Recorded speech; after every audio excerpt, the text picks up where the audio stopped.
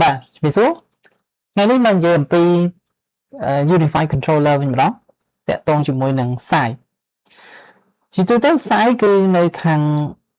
ឆ្វេងហើយខាងលើនេះគឺមានកន្លែងមួយដែលយើងអាចបង្កើត site អញ្ចឹងអ្នកនរគ្នាដឹងហើយថា site គឺជា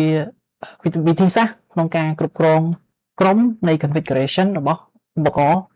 ប្រភេទ Unified របស់យើងឧទាហរណ៍ថាយើងមានទីតាំង A ទីតាំង B ឧទាហរណ៍ជាហាងកាហ្វេចុះយើងមានហាងកាហ្វេ A ហាងកាហ្វេ B សាខា A សាខា B C អញ្ចឹងយើងចង់បង្កើតនៅការគ្រប់គ្រងហ្នឹងដោយការកំណត់ configuration របស់យើងហ្នឹងគឺផ្សេងៗពីគ្នាប៉ុន្តែជាទូទៅខ្ញុំឃើញមានសំណួរតាក់ទងទៅនឹងការបង្កើត site ហ្នឹងគឺអត់មានកន្លែងដែលបង្កើត site multi site បានទេយើងចូលមកអត់មានទេគឺមានតែមួយប៉ុណ្ណោះគឺយើងធ្វើការ adopt Unified របស់យើងនៅក្នុង site default ហ្នឹងតែម្ដងអញ្ចឹងអត់មានកន្លែង create new ទេបាទ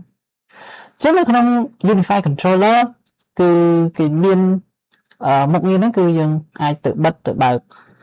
បាទយើងអាច enable វាគឺចូលទៅកាន់ setting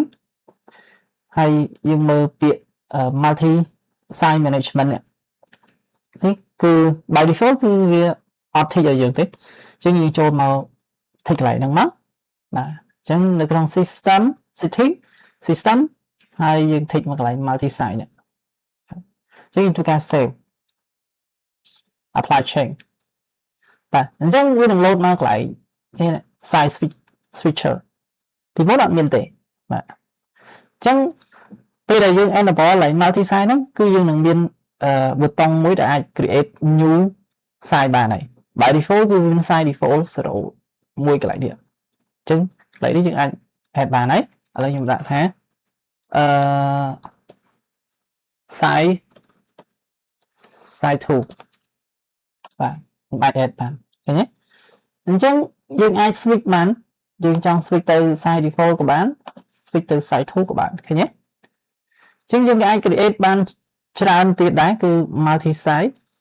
ខ្ញុំអាចបង្កើត site 3បន្តទៀតមកបានអញ្ចឹងនៅពេលហ្នឹងគឺយើងនឹងធ្វើការគ្រាន់តែចុចលើប៊ូតុង switch នេះទេគឺ default site 2 site 3ហើយតាក់ទងនឹងឧបករណ៍ Unified របស់យើងគឺយើងធ្វើការ adopt ទៅកាន់ site ណាដែលយើងចង់បានអូខេអញ្ចឹងក្នុងវីដេអូនេះជាគោលគំនិតគឺអ្នកដែលអត់អាចបង្កើត site បានគឺដោយសារតែអត់ទាន់បាន tick នៅកន្លែង multi site បាទចូលទៅកាន់ setting system ហើយនឹង multi site កន្លែងនេះគឺអត់បាន tick ទេចឹងចូលមក tick មកគឺយើងធ្វើការអាចបង្កើត site ច្រើនបានហើយមាន multi site management យើងហើយក៏យើងអាច switch ដើម្បីគ្រប់គ្រងឧបករណ៍របស់យើងទៅតាម site នីមួយៗដែលយើងចង់បានអូខេអញ្ចឹងយើងឃើញថា